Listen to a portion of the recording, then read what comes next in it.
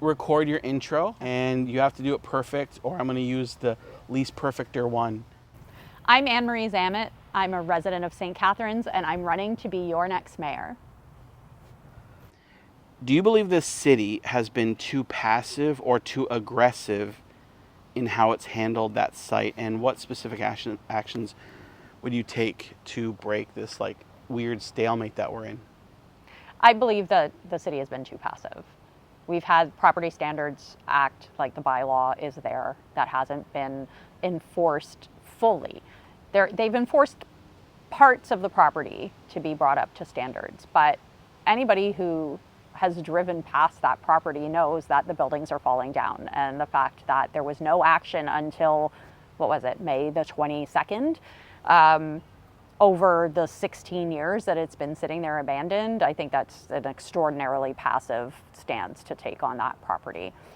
What I would do, what they've finally done, my first order of business was going to issue a property standards order, but they've taken care of that. So now it remains, Step one. Yeah, somewhat. I mean, they've ordered to fix or demolish. So if they don't fix and don't demolish, then the next step must be taken, which is the city to step in and clean it up.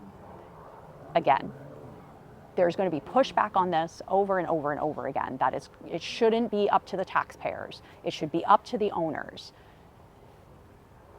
So do we just let it sit forever? Yeah. Because that's really what those who push back against that idea are saying. They're saying, yes, leave it, let it be poisonous, let it continue to be a blight on the city, let it continue to sit there, and we would never be able to bring a studio or an indoor track facility, right? It'll never be useful. It would never be useful, and that's unacceptable to me. In a nice area, an area that has potential, and 55 acres of beautiful potential. Yeah. It's in a beautiful spot in our city, and I think whatever happens from this point on, the city has to be aggressively pushing for that with the owners, through the tools that they have, and also with the province. The Ministry of Environment has to get involved now.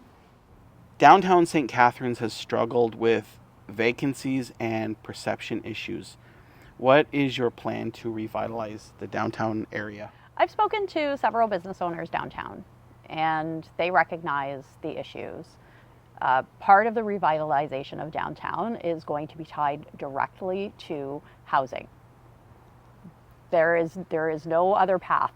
So by getting housing available to those who need it, it's going to clear up, I'd say, probably 80% of the problem down there. Mm-hmm. The business owners are very compassionate people, and they are very aware of the struggles that a significant number of our residents have with being unhoused, with addiction issues. And they want what I want, which is for those people to have the supports available to them. And it's difficult because when you're trying to run a business, and if there is somebody who happens to have an overdose in front of your store, it's like, are customers going to step over an entire human being to come in and have that cup of coffee? And they recognize that it's a really, really difficult situation to be in. Yeah. They're not uncaring, and they're not at all without compassion. They're just frustrated by a system that seems to operate around them instead of with them. Yeah. What does a successful downtown look like to you? More housing, nightlife, local business, tourism? I always think back to a picture that I have of my mom and her cousin, and it was taken, I think it had to have been the early 70s, and they're wearing these beautiful dresses, and they've got gloves on and purses, and they're walking down St. Paul Street. Oh, cool. And that used to be the economic heart and the heart of the city. For sure, yeah. And I would love to see that again. I would love to see people going out and visiting a shop, making a purchase, going and stopping for lunch, going into experience something that maybe is like an art gallery or some sort of cultural thing, and then stopping in for dinner and just making it a destination to go Dynamic plurality of businesses. Yeah. Yeah. Yeah. I would love to see that. I would love to see that come back. And I know that's like a really like, oh, the good old days, but they really were. They can come back. I mean, you look at some smaller towns. I'm thinking of like places like Goderich, where you have like a really interesting downtown core. Yeah. That town's smaller, but they're the largest in their area, so they have the same kind of issues that, you know, we might have, just maybe on a smaller scale. Yeah. But when you walk around their downtown core, you see this like diversity of businesses that all kind of lend themselves to one another. Yeah. So you just drive people downtown. Yeah, and I to think spend money and then they go back home. Exactly, and I think also that's another sense of that community, right? Yeah, for sure. So yeah. I want people, when they think about, well, where am I going to go? Yeah, it's an anchor. An anchor. Yes, absolutely. You're With welcome. the canal. We're right next With the to canal. where there's signs that say no anchoring.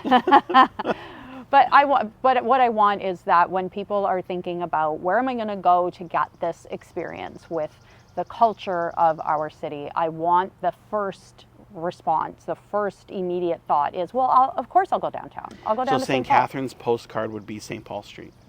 Yeah, kind of. Yeah.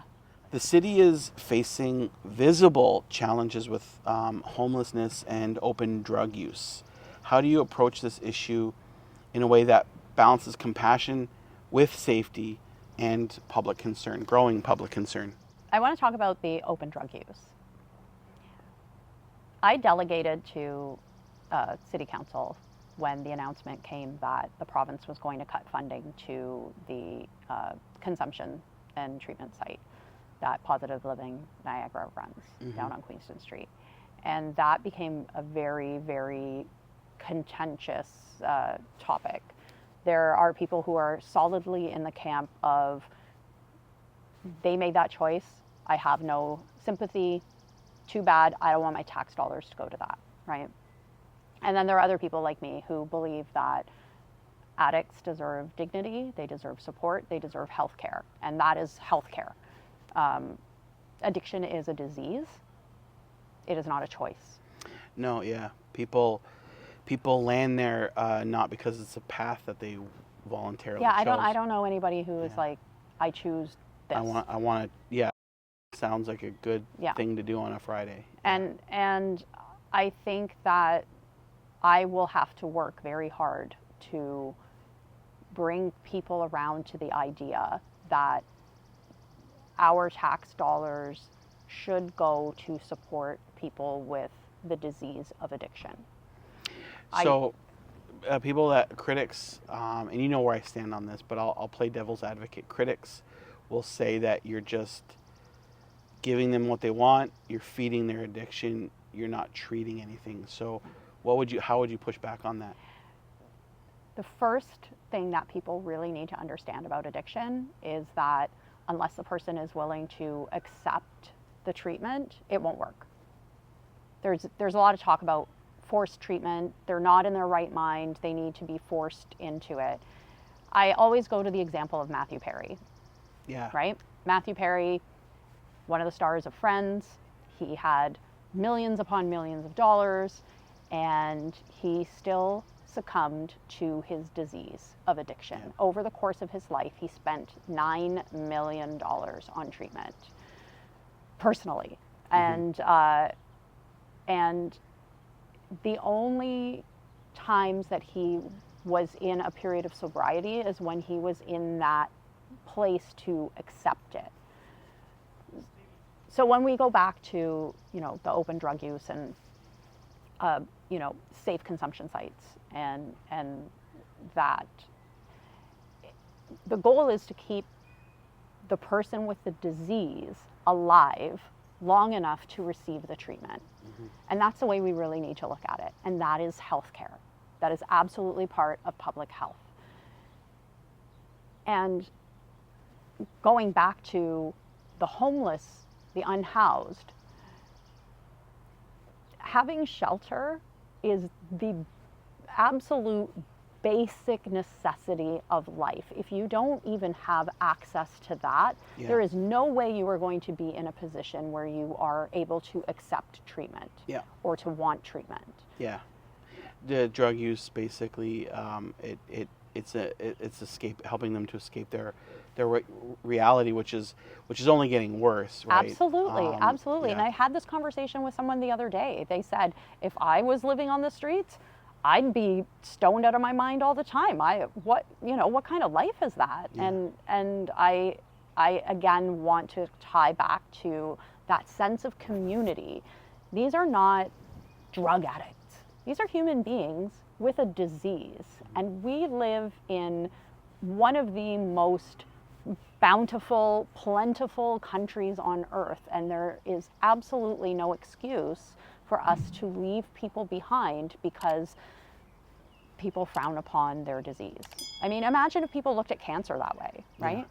Yeah. And think about that, like people who smoke and end up getting cancer. Do we just say, well, that's your fault. You made that choice. You decided to start smoking, so we're not going to treat your cancer. It's a drug and addiction of a different choice or Exactly. a different name. The same thing with alcoholism. Yeah. I used to work in a doctor's office, and we had a patient who had cirrhosis of the liver. So was the answer, well, sorry, you chose to drink, so we're not going to treat you? Yeah. Of course not.